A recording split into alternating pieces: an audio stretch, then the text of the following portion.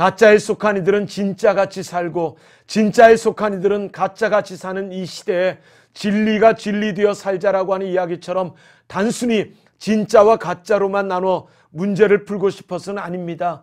생각과 고민의 지점이 때로 다른 방향으로부터 시작됨도 필요 있어인 것이지요. 안녕하세요. 현대종교TV의 탁지원 소장 3월달 네 번째 여러분들에게 인사를 드립니다. 자, 한 달 네 번의 이단 뉴스를 여러분들에게 소개하고 있는데요. 그 중에 마지막 한 번은 제가 월간 현대종교에 게재하고 있는 니시 칼럼을 담기로 결정을 했습니다. 최신의 이단 뉴스를 소개하는 것도 필요할 수 있겠지만 때로는 여러분들 구독자들과 함께 고민할 수 있는 이야기들을 나눴으면 하는 바람 때문이기도 합니다. 오늘 그 첫 번째 방송인데 함께 고민하고 또 기도의 제목으로 삼을 수 있는 시간이었으면 좋겠습니다. 오늘 제목은 가짜는 진짜같이, 그런데 진짜는 가짜같이라고 하는 제목으로 여러분들과 잠깐의 시간을 나누고자 합니다. 저는 30년 동안 이 사역을 하면서 늘 정직하고 건강한 삶을 살려고 노력해 왔습니다만 동시에 부족하고 부끄러운 일이 더 많았던 것 같습니다. 그런데 살다 보니 나와는 상관없는 부끄러움이 제 몫이 되는 일이 더러 있었지요. 예전부터 꼭 한번 나눴으면 했던 이야기인데 어쩌면 매우 중요한 또는 별것 아닌 일일 수도 있겠지만 편하게 공감해 주셨으면 더할 나위 없을 것 같습니다. 내지는 반박하는 이들이 많으시다면 제가 좀 멋쩍긴 해도 마음만은 행복할 것 같습니다. 정통에 속해 있다고 믿는 우리들의 신앙생활, 마음가짐과 태도에 관한 이야기를 잠시 전하고자 합니다. 예전에 제가 섬기는 교회에서 있었던 일입니다. 평소 맨 위층에서 예배를 드리고 있는데 어느 날 집사님 둘이 자리에 있었습니다. 유니폼도 입고 있었기에 안내차 미리 와 있었던 것으로 생각했는데 놀랍게도 그들은 즐겁게 스마트폰 게임에 열중하고 있었습니다. 그동안 그런 모습을 한 번도 본 적이 없었기 때문에 우리 아이들도 아닌 어른들로선 저에겐 나름 충격이었습니다. 예배 전이라도 문제가 될 수 있었을 텐데 예배 때에도 계속 게임을 하는 모습을 보며 저는 분노가 치밀었었습니다. 아무것도 아니라면 아무것도 아닌 쉽게 생각할 수 있는 문제일 수도 있겠지만 그때는 그리고 지금까지도 쉽게 충격이 가시질 않습니다.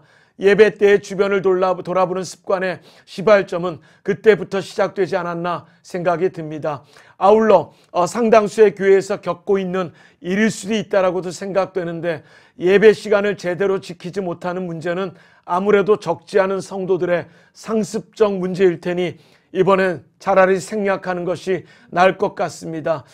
이 같은 일들은 청소년 같은 예배 때에는 생각보다 더 심각했어요. 심지어는 축도 직전에 들어오는 아이들도 있고요. 껌을 질겅질겅 씹는다든지 슬리퍼를 신고 반바지에 정말 집에서나 입는 복장으로 예배에 참여하는 이들도 쉽게 볼 수가 있습니다. 아울러 전날 밤 영화와 드라마로 밤을 새웠는지 또 어떤 이유인지 모르겠으나 예배당에서 졸거나 잠을 청하는 이들도 항상 많은 듯 보입니다. 일주일의 시간이 168시간이라고 합니다. 그 168시간 중에 딱 1시간 예배드리는 하나님께 예배드리는 시간인데 말입니다. 최근에 또 분노 게이지가 상승되는 이유는 스마트폰과 함께 예배를 드리는 이들을 보면서입니다. 순간 깨닫곤 합니다.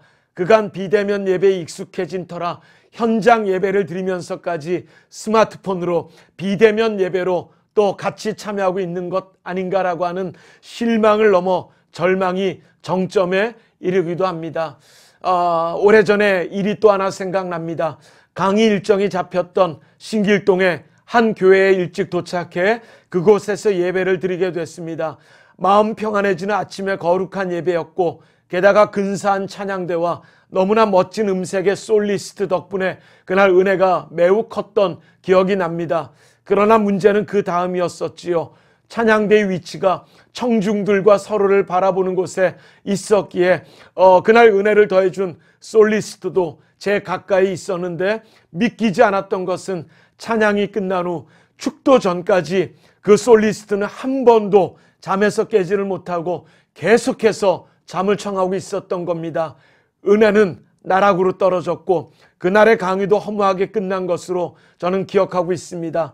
혹시나 우리 구독자 여러분들께서 너나 잘하세요 라고 한다면 할 말 없는 부족한 많은 사람이긴 하지만 적어도 우리가 공식적인 귀한 예배 때나 우리의 모임 때만큼은 그리해서는 안 되는 것 아닌가 하는 생각이 듭니다. 물론 저 또한 앞에 사람들과 다르지 않았던 부족한 적이 있었던 것도 사실이고요. 영화를 좋아하는 사람으로 영화 상영 시간에 제가 5분만 늦어도 차라리 영화를 포기할 정도로 민감한 그런 세상의 것에도 민감한 마음을 가지면서도 예배 시간이나 하나님께 드려지는 그 마음만큼은 절대적이지 못했던 적이 있었던 건 아닌가라고 하는 생각을 가져봅니다. 여하간 위의 모든 이야기들은 제쳐두고 형식이 때로는 중요한 것일 수도 있겠으나 살면서 본질을 더 중요하게 여기는 삶이 중심에서 떨어져 나가지 않도록 애써야 하는 것을 말하고 싶은 마음입니다. 문제는 본질을 말하기 전에 형식조차 제대로 갖추지 못한다면 그것이 가능할까 싶은 것이겠죠. 그렇다면 이단에 속한 이들은 어떨까요? 조금 다른 부분이 있을지 모르겠습니다. 그들의 삶과 신앙은 또 어떨까도 우리 구독자 여러분도 혹시 궁금하시지 않으신지요? 굳이 본질의 문제까지 다룰 필요는 없을 것 같고 그저 저는 이 방송을 통해 저들의 겉모습에 대해서만 나눠도 충분히 오늘 제가 말하고자 하는 의미를 전달할 수 있지 않을까 생각이 듭니다. 제가 예전에 서울의 상계동이라고 하는 동네에 살았는데 신천지의 12지파 중에 한 곳이 바로 저희 집 앞에 있었습니다. 긴장의 끈을 놓쳐서는 안 되는 매우 가까운 거리였고 날마다 신천지 신자들을 마주치곤 했답니다. 그런데 특이했던 경험 하나가 있는데요. 그들이 이단의 신자임을 잊은 적이 많았던 이유는 어떤 일, 무슨 일이든지 간에 열심과 열정이 넘쳤던 그들의 모습 때문이었습니다. 좀 불경스러울지는 모르겠으나 우리와 자주 비교했던 못된 습관이 시작된 것도 이때부터였습니다. 가장 인상적이었던 것은 저녁마다 그들의 모임 내지는 예배에 늦지 않기 위해 주변에 중계역이라고 하는 지하철역에서부터 신천지 건물까지 전속력으로 질주하는 그들을 보면서 그들이 신천지 신자들이라는 것을 뒤늦게 알았는데 여하간 모임의 1분 1초라도 늦지 않으려고 필사적으로 뛰어가는 모습 그 하나를 보면서 밤늦게까지 최선을 다해 말씀 공부를 하고 마친 이후에 도란도란 속삭이며 다시 집으로 이동하는 그 모습을 보면서 저는 진짜와 가짜에 대해서 다시 한번 생각하지 않을 수 없었답니다. 가짜에 속한 이들은 진짜같이 살고 진짜에 속한 이들은 가짜같이 사는 이 시대에 진리가 진리되어 살자라고 하는 이야기처럼 단순히 진짜와 가짜로만 나눠 문제를 풀고 싶어서는 아닙니다. 생각과 고민의 지점이 때로 다른 방향으로부터 시작됨도 필요 있어인 것이죠. 하나님께서 이처럼 이단의 열심을 통해 우리에게 무언가 도전을 주고자 했다기보다는 작금의 진짜처럼 살아야 하는 우리의 모습을 너무나 보고 싶어서가 아닐까 하는 생각을 하게 된 이유이기도 합니다. 살면서 우리의 소망을 드러내지만 말고 그분의 소망을 우리가 이루어내고자 노력할 수 있는 우리 모두가 될 수 있기를 바랍니다.